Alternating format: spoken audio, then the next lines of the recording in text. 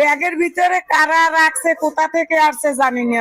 আগে ইতির চোখে পড়ছে ওরা তিনজন যাইতেছে ছেলে নিয়ে প্রাইভেট পড়াইতে। ওই সময় ব্যাগের ভিতর দেখে যে চিপসের প্যাকেট, ব্যাগটাও নতুন, আবার দড়ি ঝুলে চিপস ঝুলে নিয়েও দেখে প্যাকেট ঝুলে নিয়ে। ও আবার কাছাকাছি আগাইছে, ধরতে যায়, এর ভিতরে ওর পা ফসকে যাইয়ে লারা খাইছে। এই কঠিন জোরে একটা আওয়াজ আইছে, আওয়াজ হওয়ার পরেই ওই আগুন জ্বললে উঠছে। আমি ঘর তুলতেছি, শর্ট কলম দিয়ে রাখছি, তা বন্যা আসছে দেখে আমি বালতি মানে সিমেন্টের বস্তা ভরে আমি বালু রাখছি। ওই জায়গায় একটা নতুন একটা ব্যাগ, কখনো ছিল না জিনিসটা। ওই নতুন একটা ব্যাগের ভিতরে একটা দড়ি দিয়ে বাঁধা, তার সাথে 3 প্যাকেট চিজ বাঁধা। তা আমার ননদের ভাগ্নে নিয়ে হাঁটতে বের হয়েছে, যখন ওইটা ফলো করছে তখন ওইটা ধরার জন্য আগায় যাওয়া ধরছে।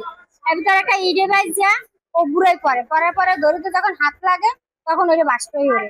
তো ওর থেকে বাহাতো বেশি আমার শাশুড়ি আর আমার ভাগ্নিয়া। 6টা বাজে উঠে দেখতে পাইতেছি কি একটা রশির সাথে 3 প্যাকেট চিজ বাঁধা, লাল কালারের প্যাকেট।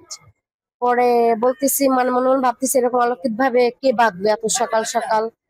তারপর দেখতেছি ওই সোজা নিচে একটা ব্যাগ, ব্যাগের সাথে রশিদে কালেক্ট করা নতুন বাজারের ব্যাগ। তা আমি দেখার জন্য সামনে যখন আগাই যেতেছি বৃষ্টি কাদা, তখন ওই ইটের সাথে উষ্ঠে খাই দৌড়ের উপরে হাত পড়ছে, পরে ব্যাগের ভিতর দিয়ে আর কি কি যেন বাস্টই আগুন ধরে গেল।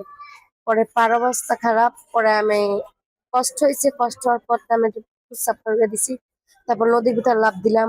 আর আমার মা বোনের ছেলেরা আগুনে পুড়িয়ে গেছে। আমাদের সকালবেলা বাকেরগঞ্জের দুধলা যে আপনারা জেনেছেন যে ওখানে একটা বিস্ফোরণের ঘটনা ঘটেছে।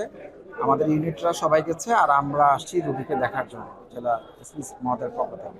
আমাদের বাকি যে বরিশালের যে টিম তারা সবাই ঘটনাস্থলে গেছে এটা দেখার জন্য এবং তদন্ত করার জন্য।